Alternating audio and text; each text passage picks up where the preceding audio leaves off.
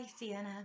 Um, Thank you so much for your, I guess, thoughtful response to my post on counseling disparities in the Arab American community. I do really appreciate your insights, and I'd love to build on this conversation with a few reflections that and questions. I guess, one thing that really stands out to me is how multi layered the whole issue is.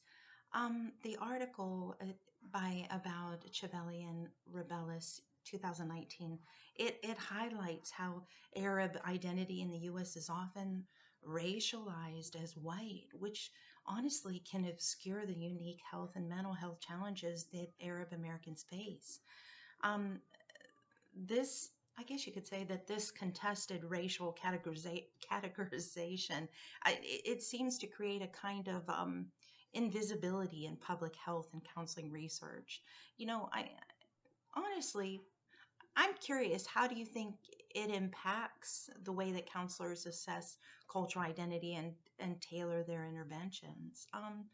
Also, thinking about Hayes and Erfurt's systems approach to the multi cultural counseling competence 2023, I wonder how we as counselors can better integrate systemic awareness into our practice, personally. For example, Arab Americans may experience microaggressions or discrimination that then aren't always visible. Um, or acknowledged in mainstream counseling frameworks. Do you think counselor training programs are honestly doing enough to prepare the practitioners to recognize these uh, sublets? I and another, with the cultural stigma and the help seeking, another layer is the stigma around mental health in Arab communities. There's often a very, very strong, from what I've studied, emphasis on family honor and privacy, which can discourage individuals, especially females, from seeking help. Have you ever encountered any strategies of culturally responsive techniques that can help bridge this gap and build trust with Arab American clients? I mean, these are tough questions, but there's ones that need to be asked. And then there's the issue, if you really think about it and you go on, which we could forever, there's the issue of language and representation. Many Arab Americans speak Arabic. They do, or come from multilingual households, yet counseling services only often lack often lack that linguistic, and you know y- you're you have to have linguistically, culturally matched providers. You really do. Do you think that the increase in Arab representation in the counseling profession could help reduce these disparities? I mean, this is such a big question. I wish sometimes that we could have more dialogue than just what we do.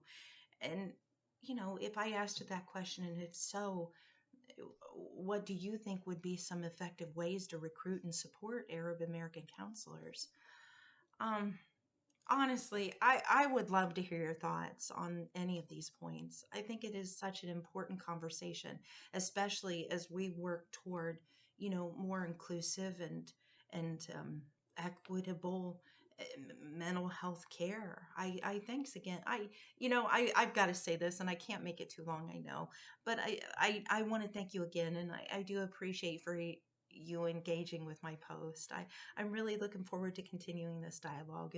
If I know we won't have time, but if we potentially do, um, who I used for this to when I started researching how to answer your questions and kind of develop ours, I used the Basma, Gibbons, and Chronic 2020, and that was examining perceived multicultural counseling competence and negative attitudes towards Arab American population.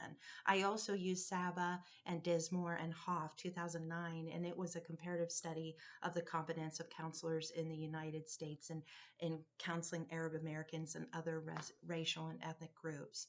Um, anyway, I'll put those below, and I appreciate the time, and I'm sorry I'm so long-winded. It's such a heartfelt uh, um, post for me, discussion post. Have a good day. Thank you.